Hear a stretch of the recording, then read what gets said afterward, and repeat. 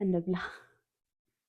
ምግባችሁ መድኃኒታችሁ ይሁን፣ መድኃኒታችሁ ምግባችሁ ይሁን የሚለው የታወቀ አባባል በሕክምናውም በመጽሐፍ ቅዱስም እውነት አለበት።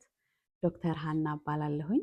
ሰኞ ሰኞ ከኔ ጋር መጽሐፍ ቅዱስ ውስጥ ተጽፈውልን የምናገኛቸውን የጤና መርሆች አብረን እናያለን። እንደዚህ አይነት መልእክቶች እንዲደርሷችሁ ከፈለጋችሁ ይሄን ቻናል ሰብስክራይብ እንድታደርጉ ጋብዛችኋለሁ። ሰውነታችን ተግባሩን በአግባቡ እንዲያከናውን ኃይል ያስፈልገዋል።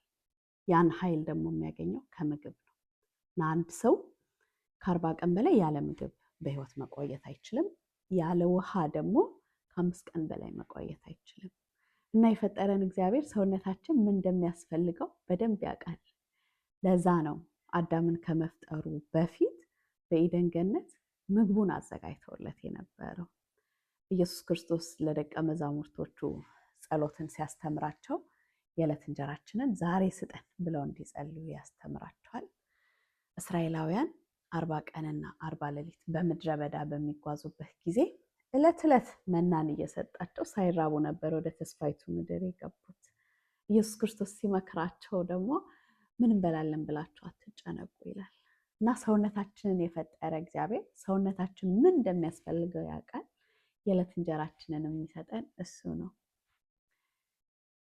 መጽሐፍ ቅዱስ ሲነግረን ስትበሉም ይላል ስትጠጡም የምታደርጉትን ነገር ሁሉ ለእግዚአብሔር ክብር አድርጉት ይላል። ይሄ ሰውነታችን የመንፈስ ቅዱስ ማደሪያ እንደሆነ የእግዚአብሔር ቤተ መቅደስ እንደሆነ ይነግረናል መጽሐፍ ቅዱስ እና ይህን ቤተ መቅደስ የሆነው ቤታችንን ሰውነታችንን በጥንቃቄ መያዝ ኃላፊነት አለብን። ሰውነታችንን በጥንቃቄ ከምንይዝበት መንገድ አንዱ አመጋገባችን ነው እና በጥንቃቄ ስለመመገብ ስናነሳ የምንበላውን የምግብ አይነት፣ የምንበላውን የምግብ መጠን እና የምንበላበትን ጊዜ ያካትታል። ስለምንበላው የምግብ አይነት ስናነሳ የምንበላው ምግብ የተመጣጠነ መሆን አለበት። የተመጣጠነ ስንል የምንበላቸው የምግብ አይነቶች አንደኛ ኃይል የሚሰጡን፣ ሁለተኛ ሰውነታችንን የሚገነቡ፣ ሶስተኛ ደግሞ ሰውነታችን ራሱን ከበሽታ እንዲከላከል ከታመመም ቶሎ እንዲያገግም የሚረዱት የምግብ አይነቶችን ማካተት አለበት ማለት ነው። ኃይል የሚሰጡን የምግብ አይነቶች ስንል እህሎች ለምሳሌ እንደ ገብስ፣ ስንዴ፣ ጤፍ የመሳሰሉትን ያካትታል። ስራስሮች እንደ ድንች፣ ካሮት። ደግሞ ሰውነታችንን የሚገነቡ ምግቦች ስንል ፕሮቲን ሊሰጡን የሚችሉ ምግቦች ማለታችን ነው። ለምሳሌ ባቄላ፣ ምስር፣ ስጋ፣ አሳ የመሳሰሉትን ማለት ነው።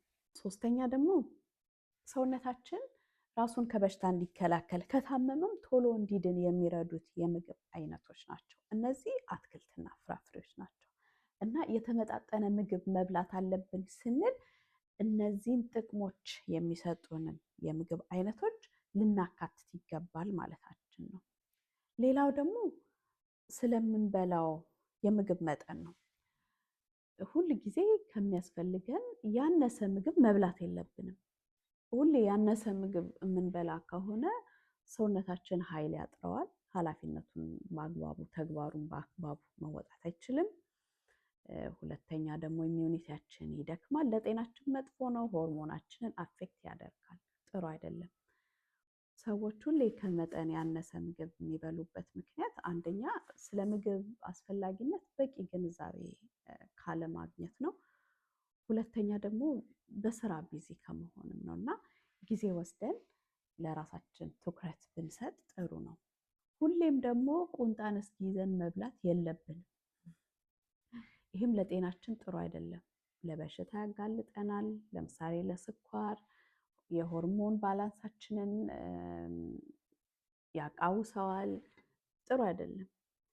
ከልክ ባለፈ የምንበላበት ምክንያት ባለማስተዋል ነው። ባለማስተዋል ስንበላ ምን ማለት ነው? አሁን ስልክ ዝም ብለን ስክሮል እያደረግን የምንበላ ከሆነ ይሄ ጥሩ አይደለም። ሰውነታችን ራሱን እንዲያዳምጥ እድል እየሰጠ ነው አይደለም ማለት ነው። ሰውነታችን ራሱን ሊያዳምጥ እድል ያስፈልገዋል ስንበላ ስንል ከጠገበ በኋላ ይሄ እርክት የማለት ስሜት እስኪሰማን 20 ደቂቃ ያስፈልገዋል ሰውነታችን። ለምንድን ነው? ጨጓራ በቂ ምግብ ደርሶኛል ብሎ ለአይምሮ መልእክት ልኮለት፣ አይምሮ ደግሞ እሺ ብሎ ይሄ ርክት እንድንል የሚያደርጉትን ሆርሞኖች ለመልቀቅ 20 ደቂቃ ያስፈልገዋል። ዝም ብለን ባለማስተዋል የምንበላ ከሆነ ግን ሰውነታችን ራሱን አያዳምጥም። ያ ሂደት እስኪፈጸምም አንጠብቅም። በዛ ሂደት ውስጥ እኛ በጣም እየበላን ነው ማለት ነው። ስለዚህ ቁንጣን እስኪይዘን እንበላለን። ሌላ ረጋ ብለን ስንበላ በደንብ አላምጠን አኝከን መዋጥ እንችላለን። ይሄ ደግሞ የምግብ መፈጨትን ይረዳል። ምግብ መፈጨት የሚጀምረው ጨጓራ ጋር አይደለም፣ አፋችን ላይ ስናላምጥ እና አድቅቀን ለመዋጥ እንችላለን ማለት ነው ረጋ ብለን ስንበላ። ሌላ ዝም ብለን ስንቀማምስም መዋል የለብንም። በቀን 2 ወይ 3 ከበላን ይበቃል። ምክንያቱም ሰውነታችን በምግብ መካከል ባለ እረፍት ነው ራሱን የሚገነባው፣ እንደገና ደግሞ ከበሽታም የሚያገግመው። እንዲያርፍ እድል ካልሰጠ ነው ለሰውነታችን ራሱንም እንዲገነባ ከበሽታም እንዲያገግም እድል እየሰጠ ነው አይደለም ማለት ነው። ጨጓራችንም ደግሞ እረፍት ያስፈልገዋል።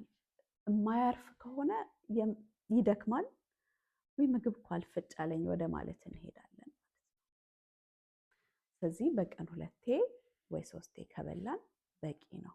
አመጋገባችን ራስን መግዛትንም የምንለማመድበት ነው። መጽሐፍ ቅዱስ ሲናገር ማር ስታገኝ በልክ ብላ፣ ከበዛ ያስመልስሃል ይላል። የፈጠረን እግዚአብሔር ምን እንደሚያስፈልገን ያውቃል። የዕለት እንጀራችንን የሚሰጠን እሱ ነው። የሰጠንን የዕለት እንጀራችንን ደግሞ በማስተዋልና በእውቀት ስንመገብ ቤተ መቅደስ የሆነው ቤታችንን በጥንቃቄ መያዝ እንችላለን። ይሄ ቪዲዮ ከጠቀማችሁ ላይክ እንድታደርጉ፣ ሼር እንድታደርጉ ጋብዛችኋለሁ።